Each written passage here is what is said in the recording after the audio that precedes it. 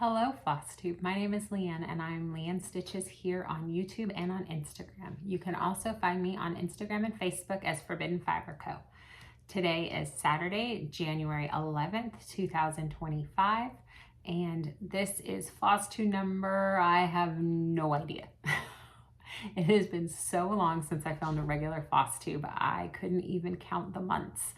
I did film my whip parade about a week and a half ago on January 1st, like always. So I will say it has been 10 days since my last video.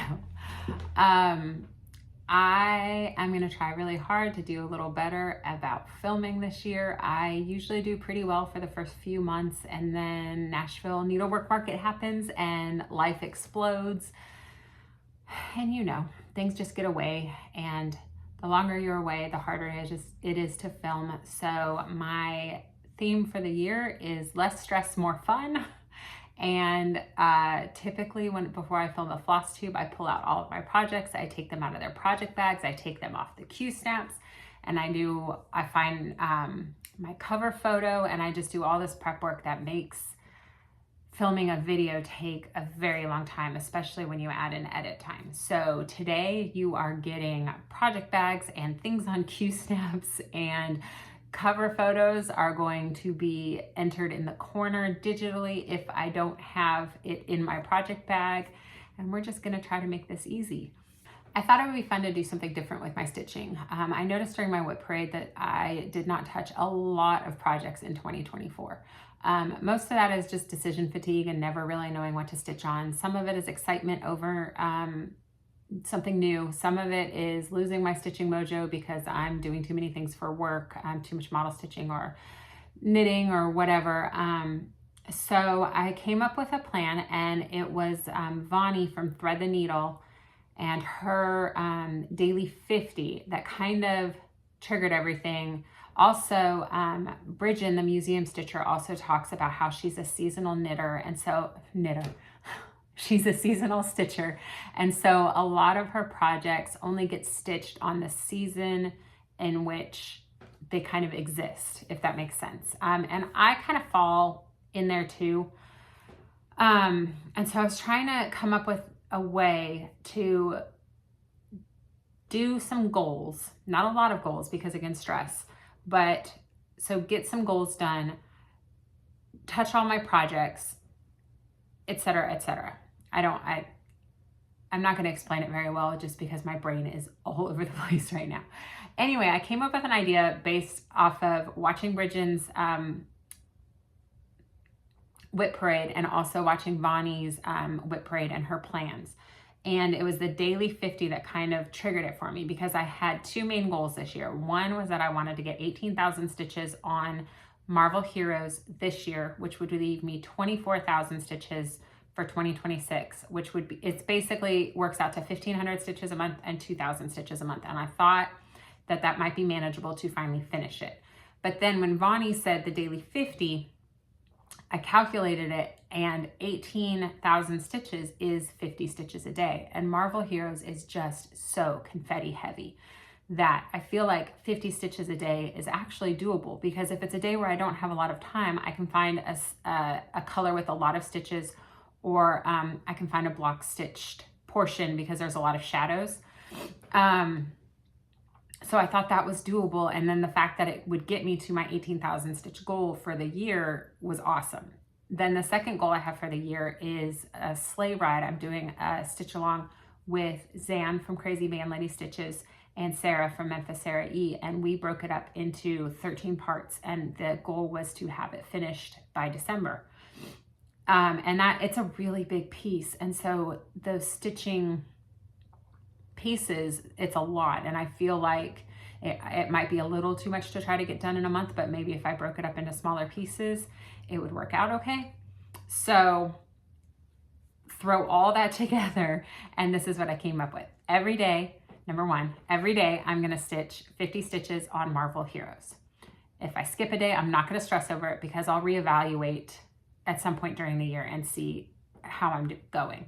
Number two, I'm going to stitch 30 minutes on sleigh ride. It's not something that I'm counting stitches on. I don't really want to mess with trying to load it into markup markup RXP, markup XP. I don't really want to mess with trying to figure all that out because my time is so limited as it is. So if I get 30 minutes on it, I'm stitching 1/2. So I have a yard long length of thread, and that's about 1 length of thread. And then I'll reevaluate that depending on if I can get my section done within a month. And I have some ideas on where to go with that if it doesn't work. Number 3, I broke up all of my projects into seasons. After my whip parade, when I was putting all my projects back into their project bags and into bins for storage, I broke everything up into seasons. And winter and fall are very easy to kind of break up, right? They're very distinct. Spring and summer to me are kind of the same. So I had a little harder time delineating what was spring versus what was summer, other than obviously anything that was Easter related is spring. So that kind of gets murky. I have a lot more spring and summer projects than I do fall or winter, oddly enough, because I love fall. Then I also have projects that don't really fit into a season at all. And so I designated those my year-round projects. And sometimes those are actually projects that don't fit into a season. And sometimes they're just projects that I really want to get done. And so I just put them into my year-round stitching, like my gift stitching, the pieces for my kids, or anything else. I consider those year-round, even though like Frozen for my daughter, for example, could very obviously fit into winter. So then I further split my year-round pieces into full coverage, that are mostly going to be ones that are like lifetime projects because they're so big, I likely will never finish them, but I enjoy stitching on them. And also year-round focus pieces. And those are the ones that I want to finish at some point. And I can't remember for sure if I put my kids' pieces in the focus, because even though they're full coverage, I do want to finish them. I don't remember for sure which category I put them into, but they're in one of them. So when I start my stitching for the day, I do Marvel, then I do Sleigh Ride, and then I spin a wheel. And for winter, I only have 3 projects that I designated winter. So that's super easy. I spin a wheel, I get one of 3 projects. I have it set as repeating, meaning when I pick a project, it doesn't black out. So I don't have to go through all 3 projects before I can stitch on it again, if that makes sense. So I spin the wheel, and then I either do 100 stitches or 30 minutes because some projects are full coverage on Pattern Keeper and some are not. And then after that piece is done, I spin another wheel for my year-round piece. And like I said, I split it into 2 wheels and I'm alternating between the wheel. So the first wheel that I spun was full coverage, and I spent 3 days stitching on that project. Then the second one I spun was the focus one, and I spent 3 days working on that project, and I'm going to go back and forth. And basically, I'm just going to try it for a while and see how I like it, because working on 4 projects a day is kind of a lot because I also knit. And so that would be a 5th project in there, like if I knit for an hour after I'm done stitching. So it's a lot. It feels like a lot even when I'm sitting here explaining it to you. So we'll see. I reserve the right to change my mind. But it's been fun so far. And I've gotten to touch a lot more projects in the last week and a half than I would have otherwise. So I'm enjoying it. There have been some bumps in the road, and I'll get into those when I start showing you projects. So those are my first quarter 2025 plans, at least. So let me get into showing you what I've stitched on. And maybe if I was extremely confusing in the last 5 minutes or so, it'll make more sense. Okay, so let's start with the project I always start my videos with because it feels like it's been a focus project for the last 5 years, and that's Marvel Heroes. So like I said, I didn't pull out any cover pages, so I'm going to insert a photo right here of what it's going to look like when it's done. This is a present for my husband, and he actually, when I took it out for my whip parade, I showed it to him, and he took a picture of it and sent it to his boss, and his boss thought it was so cool. So my husband works for Marvel, so that was really neat to kind of get a little validation, because I always worry about copyright and trademark and all that stuff, and I know this isn't a trademarked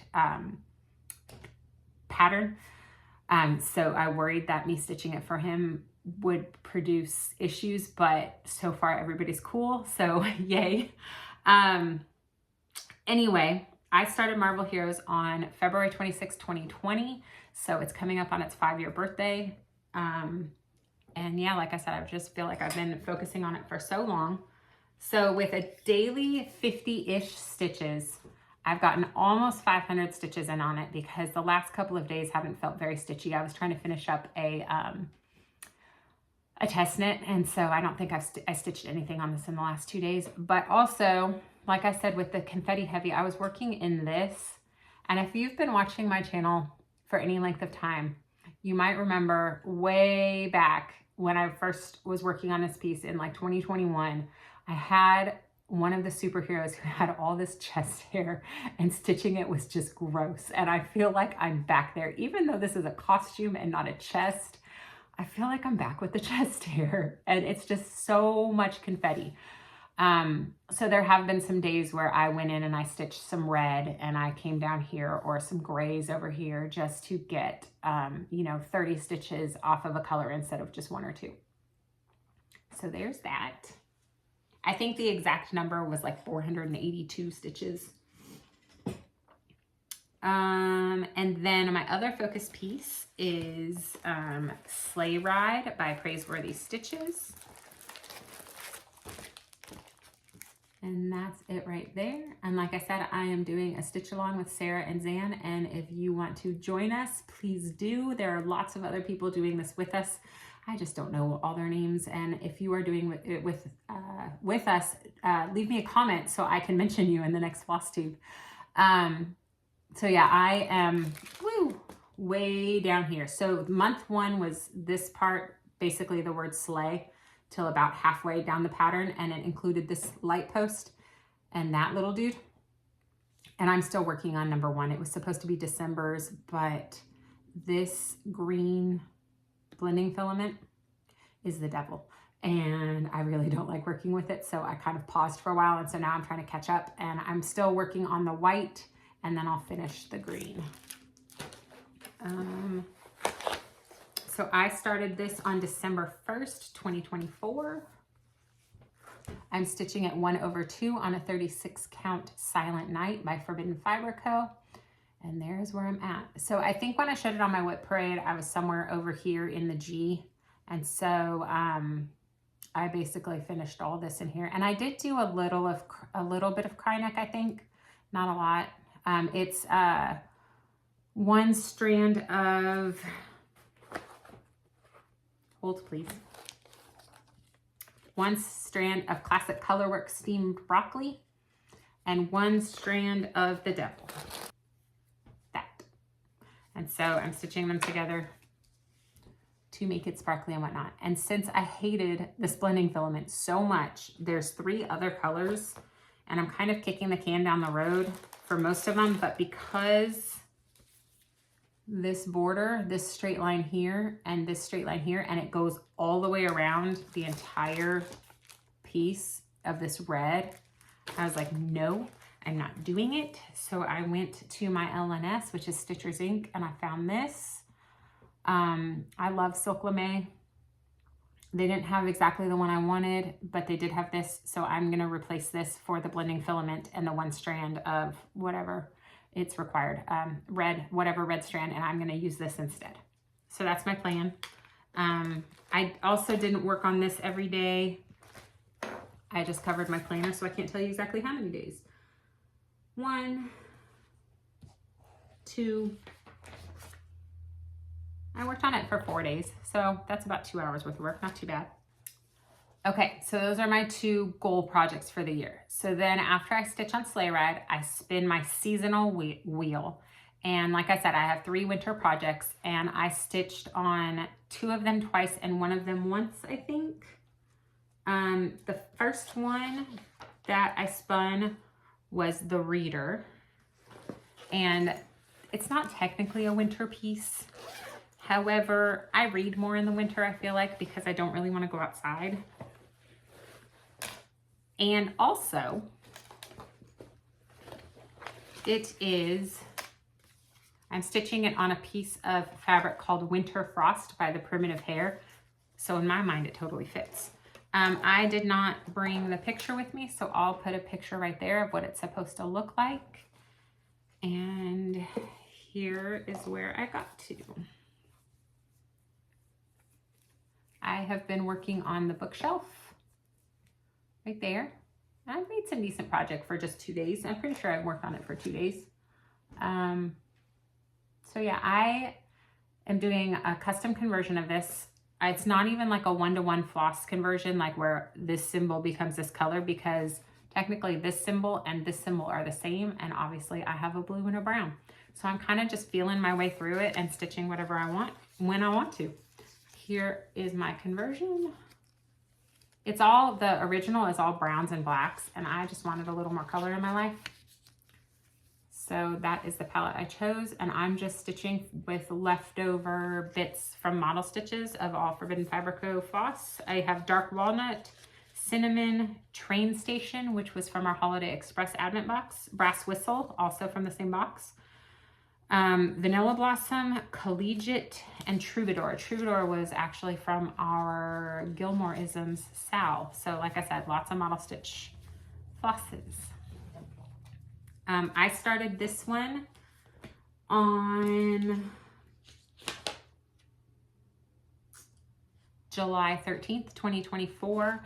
Zan with Crazy Band Lady Stitches, Sarah from Memphis Sarah E and I drove down to Garon Stitchery in Alabama, and we just had a girls weekend. We didn't even stay the whole weekend. We just stayed one night, and we all started Needle Books by the Primitive Hair there. So yeah. The next winter piece is Silent Night. I started this one on December 18th, 2024 with Leann from Small Town Stitches. The pattern is by Artisy. I'll put a picture up here. One of the reasons why I loved this piece so much is because of the Northern Lights, and since it has always been on my bucket list to see the Northern Lights, and I came this close in 2020. My husband and I were going to go to Norway and Sweden and Denmark for our 15th wedding anniversary, and obviously 2020 happened, and so we canceled. And then I got to see them in my backyard last year. So that's one of the reasons why I really wanted to start this one as soon as I saw it. And there is my progress. I spun this project twice, so I got 2 nights on it, and I stitched 126 stitches and 149 stitches. So if I could math, that'd be about 275 stitches. Yeah, exactly 275 stitches. So yeah, and the blues are just so much fun. Basically, I'm just going through and stitching a 10 by 10 block from top to bottom, left to right, like Stitchin' Mommy's typewriter method. But I think I'm going to do it as a page, just for something different. I don't know. I don't really feel like stitching all the way across the top. I kind of want to get into some of the detail. I have found over the past couple of years that I don't really enjoy stitching lots of background. And so when I look for a piece now, I look for pieces where lots is happening, so that I'm not stuck stitching background forever. And so while this one has all the Northern Lights, there's still lots of just sky. So I kind of want to get into some of the other stuff. Okay, so the third and final piece on my winter wheel is Winter Montage by Janet Seaver. It is charted by Pain Free Crafts. There are other versions, but this is the one I'm stitching. I'll put a mock-up up there. And this only got called once, and I stitched 128 tent stitches on it. I didn't say about Silent Night, but I'm stitching 1/1 full cross in 28 count easy grid. I said the reader. This one I'm stitching 2/1 tent stitch on 28 count easy grid. So I think I did some of the greens But like I said, I only got 128 stitches, so you're probably not going to be able to see much progress. Okay, so after I stitch on that piece for 100 stitches or 30 minutes, then I spin my year-round wheel. And like I said, I have two of those. One is full coverage and one is focus. And I alternate between those two wheels. So the first one I spun was full coverage, and I spun a beautiful face. And technically, this is a fall picture, but I want to work on it a lot this year, so I put it in my year-round instead because I wanted to. I'm stitching, beautiful place. I'll put a picture up here. I started this on June 20th, 2024 with Leann from leann.stitches and Vonnie from Thread the Needle. They're the two where I found out about it on their FlossTube, and there is a whole group of us stitching it, including way more names than I could mention. But we have a whole chat group going, and it's a huge enabler. And that's all I'm going to say about that because I'm not going to talk about how many projects I started because of this group. Anyway, I stitched on this for 3 days, and I got a total of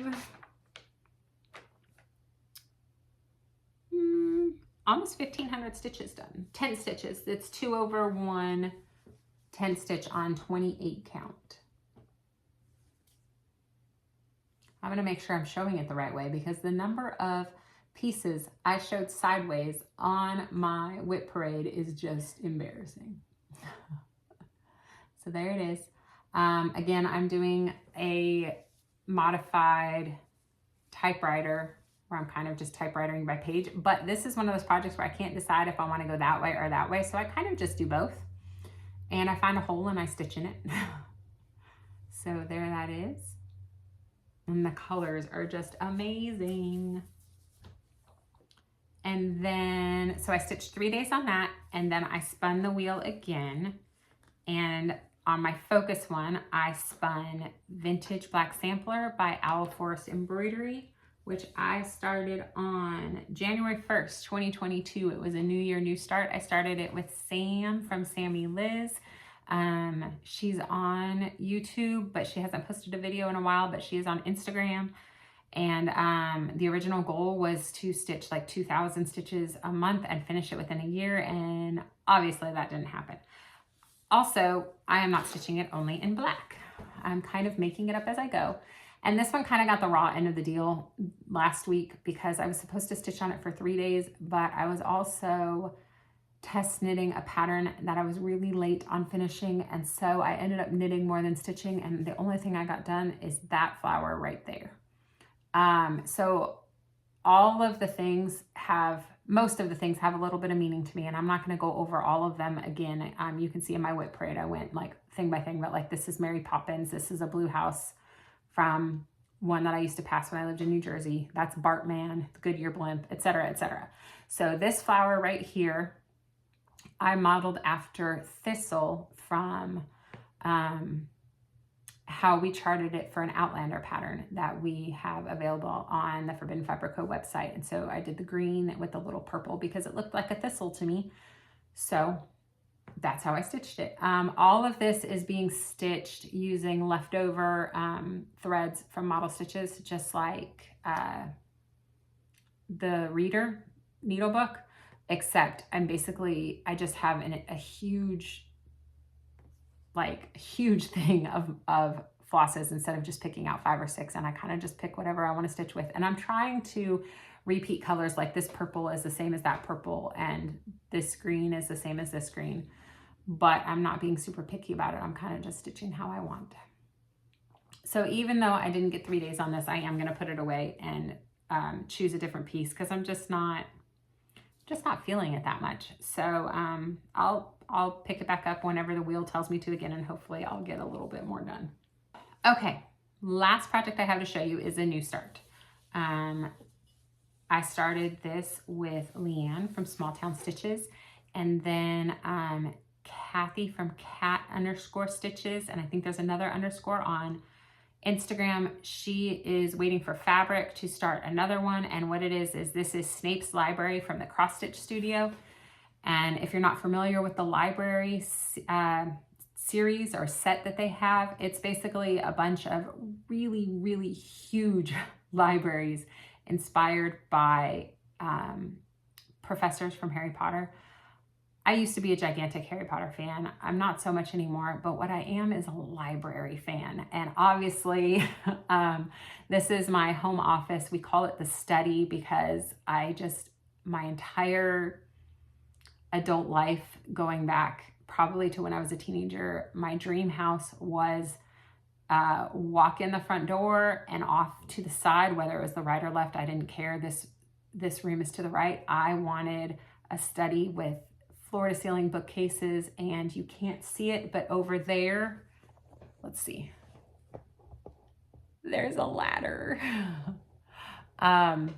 So obsessed with libraries and home libraries and all that. So when I saw it, I had to, and I picked Snape's because I just liked his library the best. It looked like the least magical, honestly. It looked more just like a regular library. So Leann is also doing Snape, and Kathy is doing Trelawney, and I know there's a couple other people stitching these as well, not necessarily included in the little start along that we did, but it's 800 by 800, which is 640,000 stitches.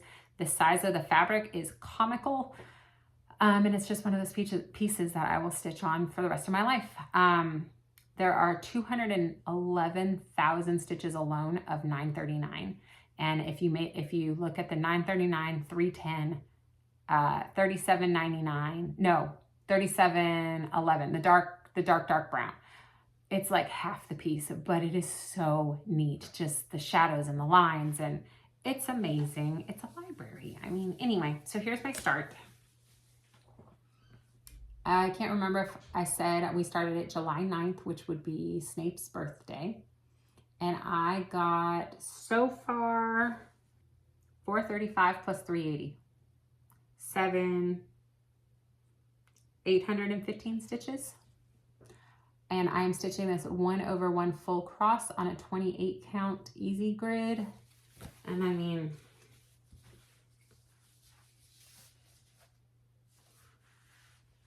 when I say ooh, that was loud. When I say I'm going to be stitching on this for the rest of my life, is going to be the rest of my life.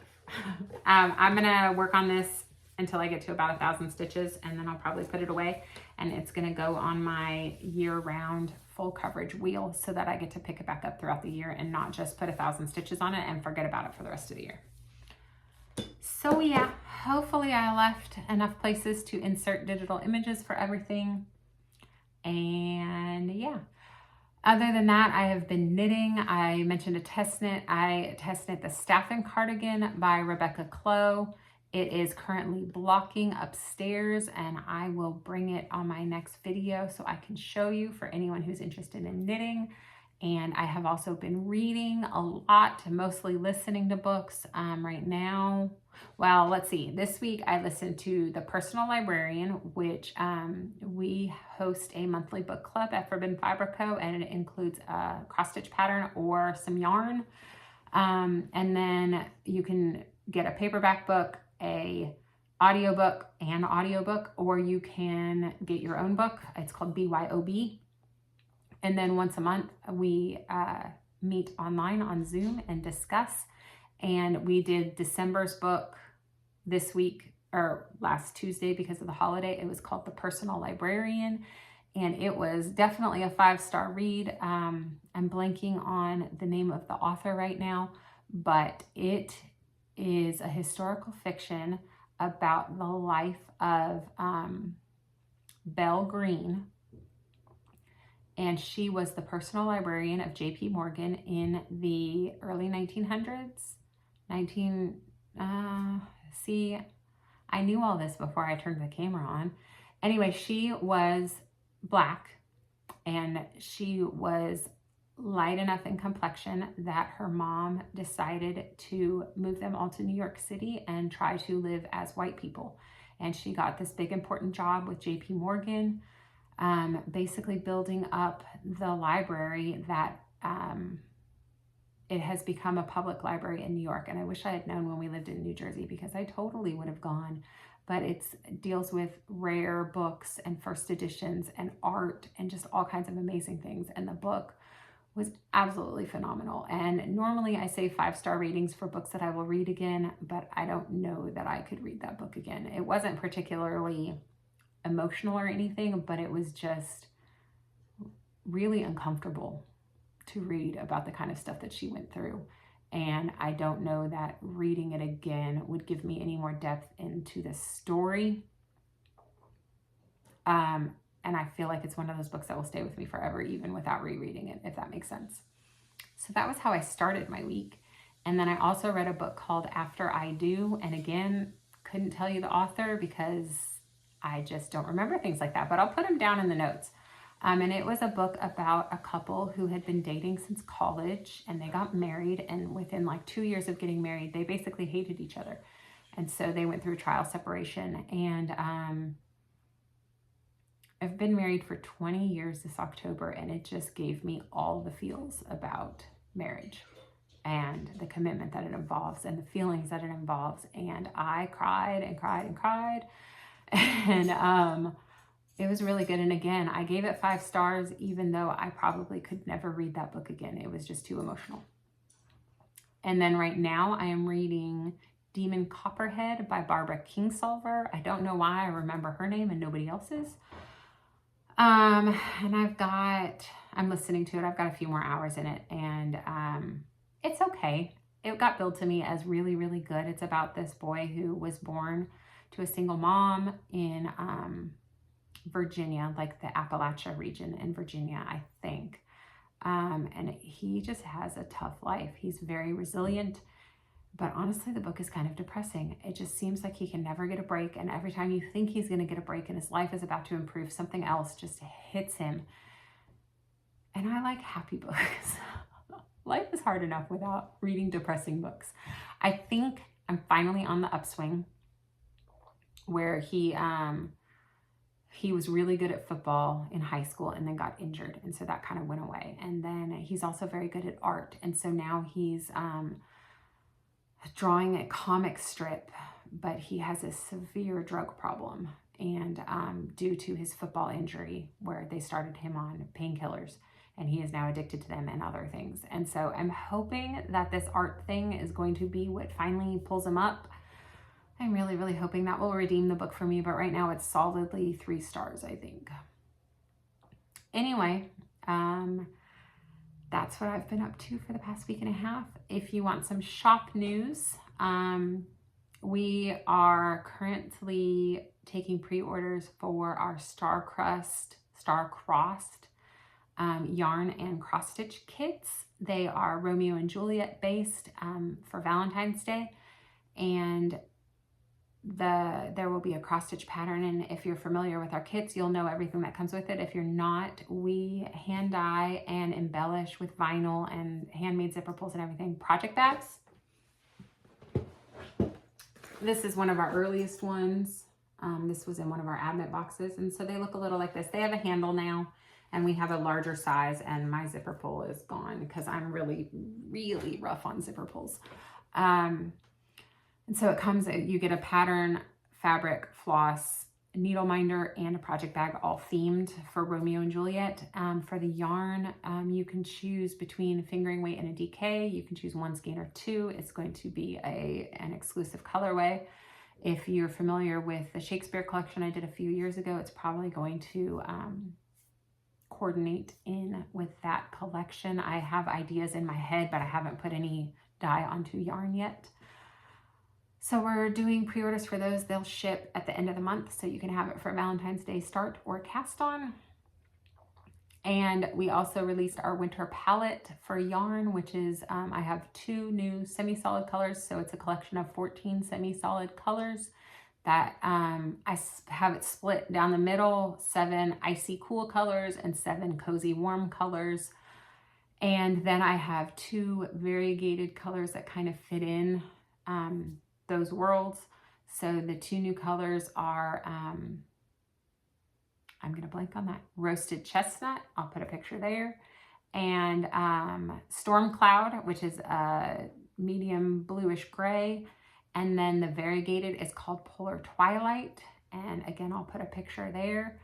And these are just be available in the shop, dyed to order, ready to ship. However, the mix is, so it's a little bit of both through March. And then whatever we have left is what we'll have left for the rest of the year.